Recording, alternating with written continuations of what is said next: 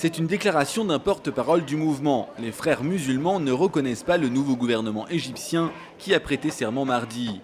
Le nouveau Premier ministre Hazem Beblaoui avait évoqué la possibilité d'avoir des islamistes parmi son équipe. Mais les frères musulmans ont ces derniers jours rejeté tout dialogue ou participation au nouveau pouvoir qui se met en place, qu'ils estiment issu d'un coup d'État. La confrérie réclame le retour du président Morsi en faisant valoir qu'il est le premier chef de l'État démocratiquement élu de l'histoire du pays. Les nouvelles autorités égyptiennes récusent le qualificatif de coup d'État et estiment que Morsi avait perdu toute légitimité à la suite des manifestations populaires réclamant son départ. Il est de retour après plus de 80 jours hors d'Algérie. Le président Abdelaziz Bouteflika a regagné mardi après-midi son pays après une hospitalisation en France suite à un accident vasculaire cérébral mineur.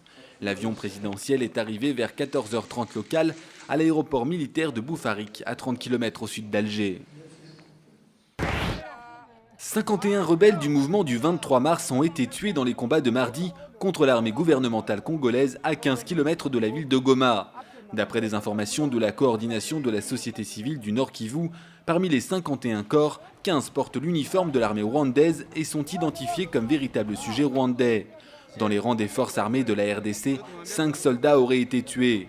Le gouvernement a accusé son voisin, le Rwanda, de passer outre ses propres engagements contenus dans l'accord cadre d'Addis Abeba, signé en février, en décidant d'accorder l'asile politique aux éléments du M23.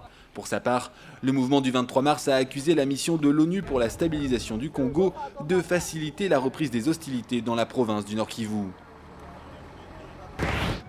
Les législatives au Togo seront-elles maintenues? C'est la question qui se pose en dépit de la poursuite de la campagne électorale et de l'entrée sur scène depuis ce week-end des principaux partis d'opposition.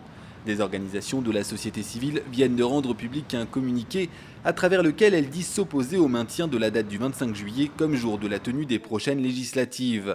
Elles fondent leur prise de position sur les conclusions du dialogue du début du mois ayant réuni opposition et partis au pouvoir.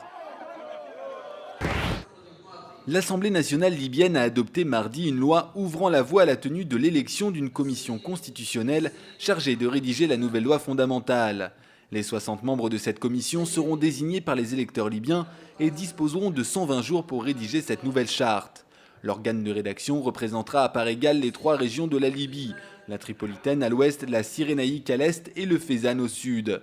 Le texte de la loi fondamentale sera ensuite soumis à l'approbation populaire par référendum.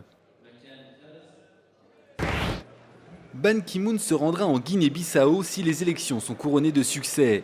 C'est ce qu'a déclaré le représentant spécial du secrétaire général des Nations Unies en Guinée-Bissau, José Ramos Horta. Ban Ki-moon a promis de prendre part à la cérémonie d'investiture du nouveau président démocratiquement élu, a-t-il poursuivi.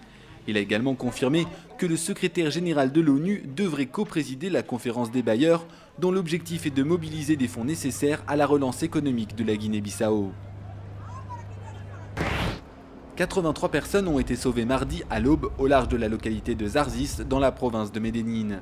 Il s'agit, d'après le ministère de l'Intérieur, de 70 Éthiopiens, 4 Soudanais, 5 Somaliens, 3 Pakistanais et un Syrien. D'après le témoignage de l'un des marins de la région, le groupe de clandestins a pu être sauvé. Le groupe était à bord d'un canot pneumatique tombé en panne en pleine mer au cours d'une tentative d'émigration clandestine vers l'Italie.